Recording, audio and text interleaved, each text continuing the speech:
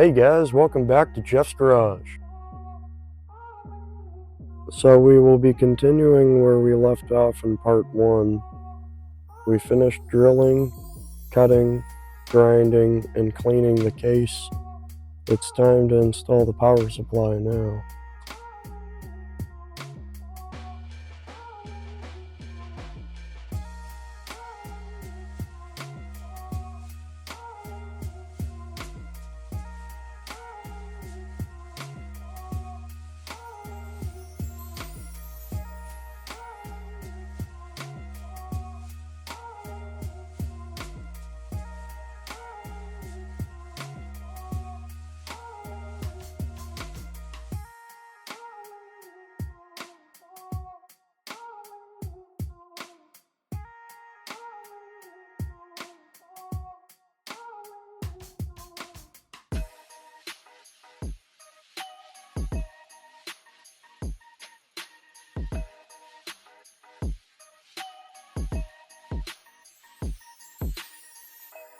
The back plate seems to fit pretty nice here now.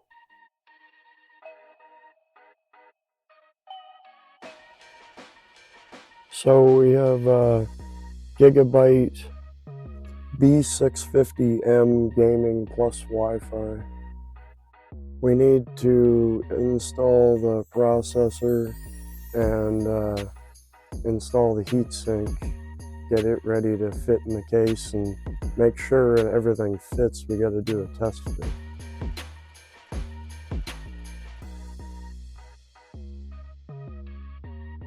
Be sure to be extra careful around the pins. Don't ever touch the pins in the socket. So I'm using AMD Ryzen 5 9600X.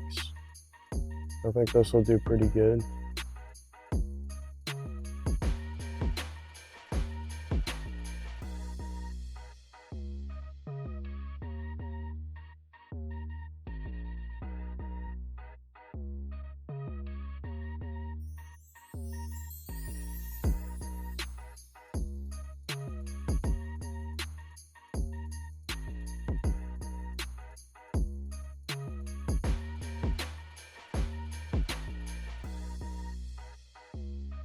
It only fits one way, but try to line up the notch in the corner.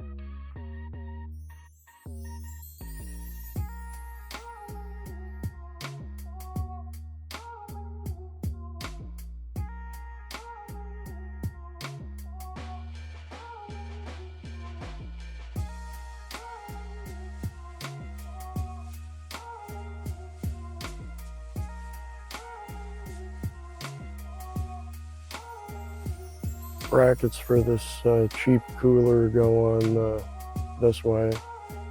Got to remove the plastic brackets that are there and replace them with spacers.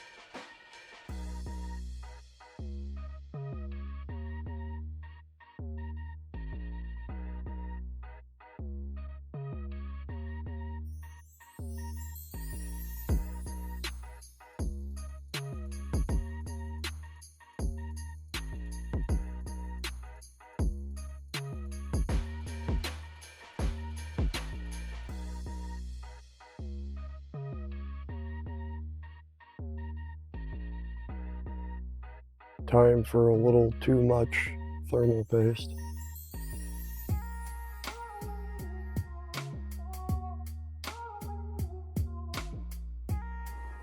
Cooler I picked for this thing's pretty straightforward. It's only a single tower here, so I guess I'll see how well it performs.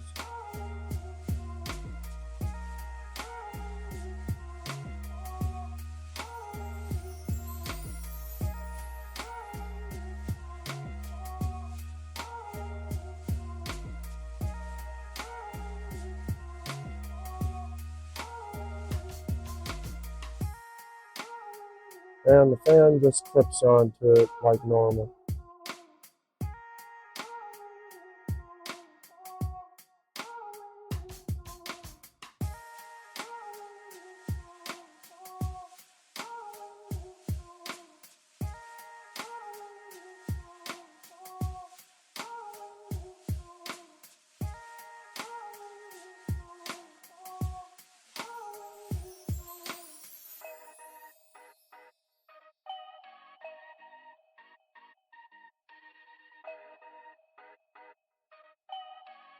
And make sure that we don't forget to plug it in. So now time for a test fit to see if this monstrosity even fits in this case.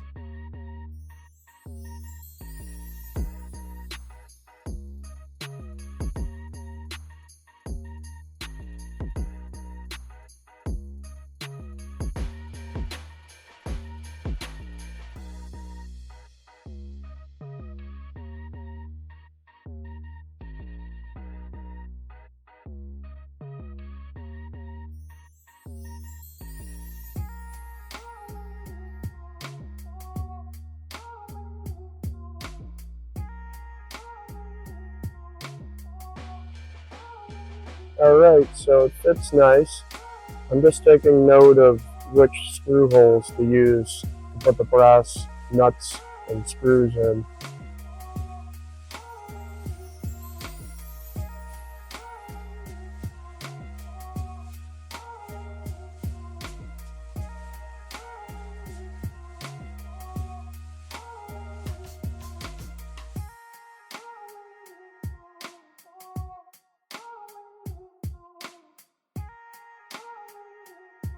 So here's one of those brass nuts. It's got a slot in it that slides in a slot in the case. So we'll reuse all the T15 screws from the original motherboard. Luckily the case has a few different slots in different spots for bigger motherboards, so this one's bigger than the original and it fits perfectly in there.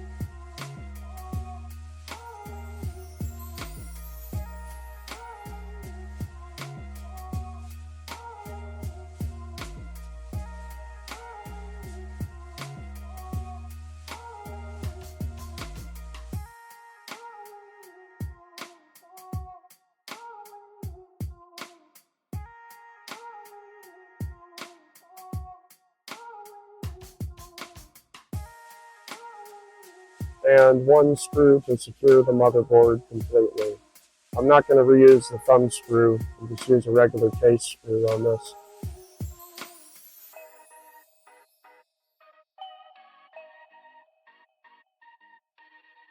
The back panel fits pretty damn nice if I do say so myself.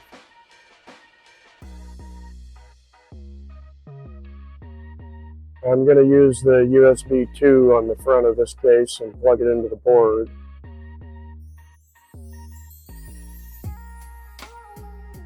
Cable management's going to be next to non-existent on this thing.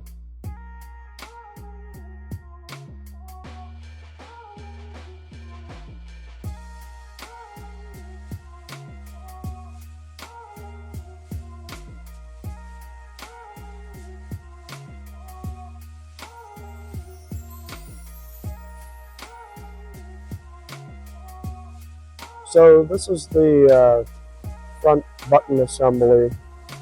So it has the same connector that we would need, but it's keyed differently. Now I could just slide out the tongs, just got to use a knife or something to pop the tongs out, just like this. But I got a better idea. I found another front button assembly from an old Acer case from 2006. It's got the same button. It's keyed properly for a regular ATX motherboard like this one. And it's got a hard drive LED, that would be nice. So we're going to use this one instead. Just got to pop everything apart and slide the new LED and switch into the old housing here.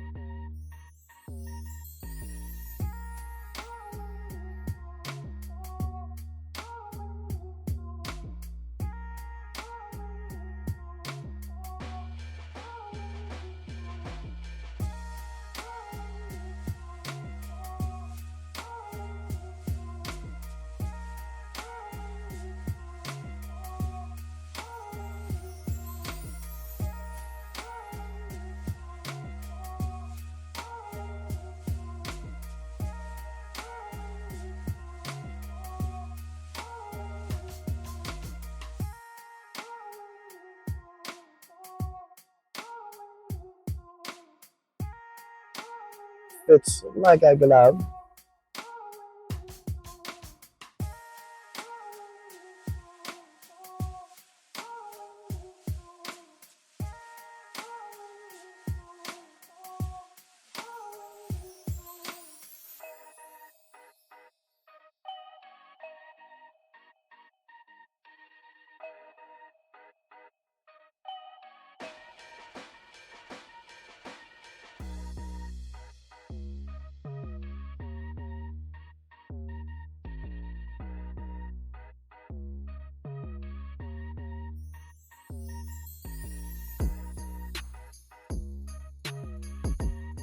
So the button assembly just locks in on the front of the case on the inside.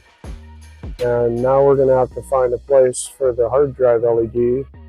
So we are going to try to put it out through where one of the audio jacks would have went on the original case here.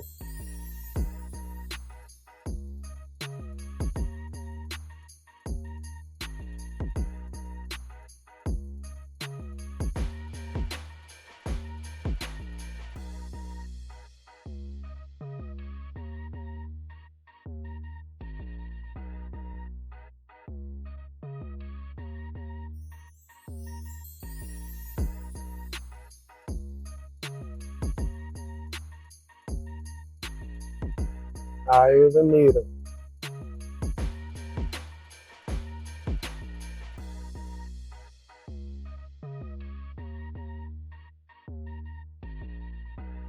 I had to unplug this earlier, so plug it back in. And next is put the hard drive gauge back in.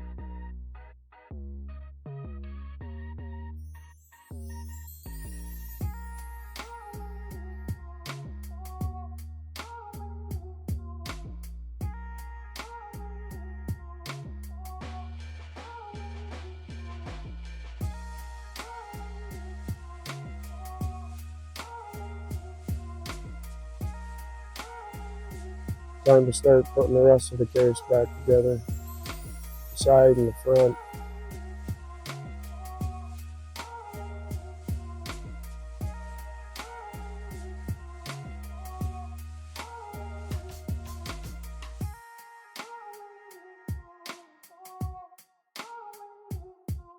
Secure the side with one screw.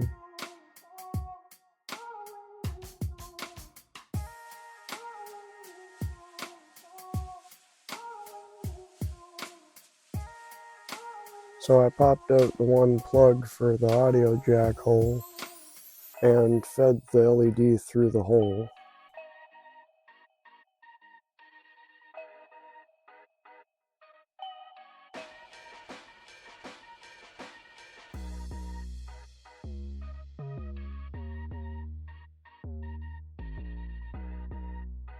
Test fitting here to see if the LED will fit, and yeah, it will.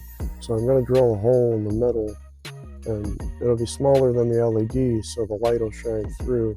Don't try this at home.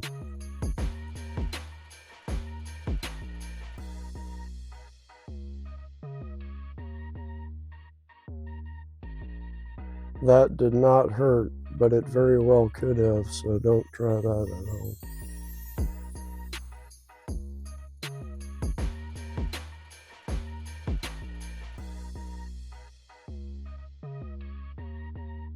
Yep, fits nice. So now it's time to get the super glue out. I use Gorilla Gel super glue.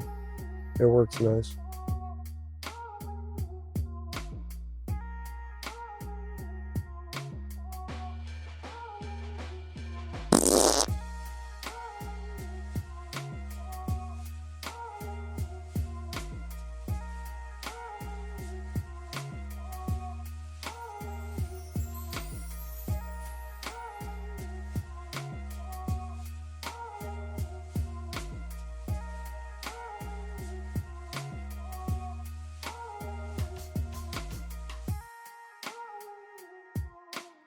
Well, that worked out very well.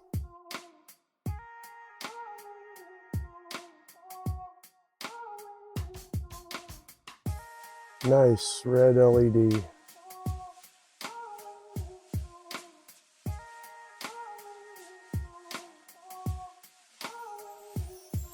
Alright, so it's time to start filling these bays. So I got a multi-card reader USB 2 I'm going to put in here out of that same Acer case that was my mom's from many, many years ago.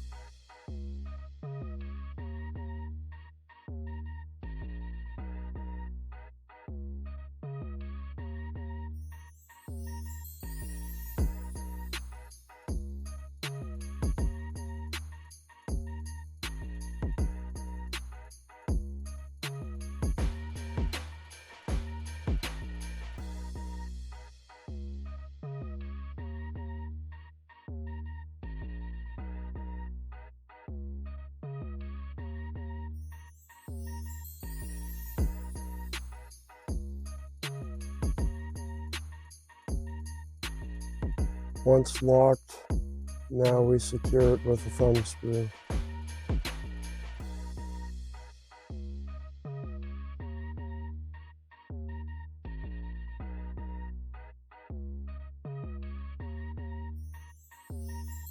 And plug it into the other USB 2 header on the board.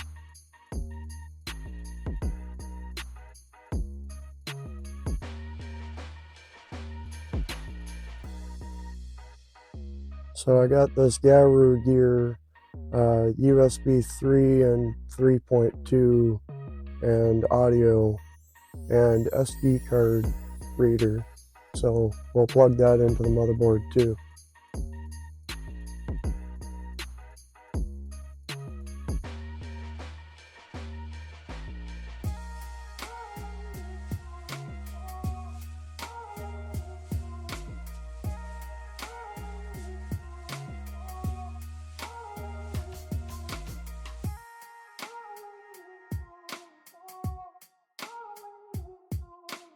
So that gives a total of 7 USB ports on the front. So now it's time to take the old stickers off the front. Pentium 4 is long gone, and the design for Windows XP is long gone also.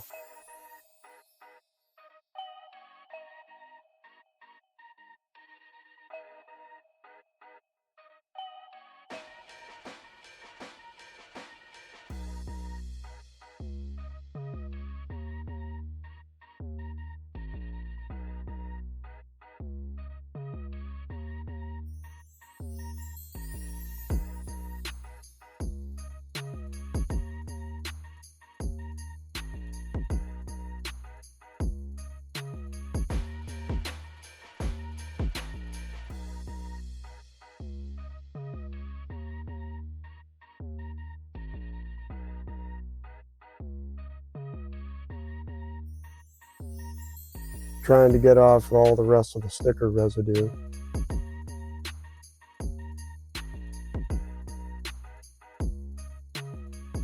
So as you could probably tell by now, there's going to have to be a part 3. It's getting pretty long by now, but the last thing we can do here is plug in the USB 3 and the USB 3.2. In part 3, we're going to have to do a BIOS update before we can even turn this on. It won't work with this processor without the newest update on it.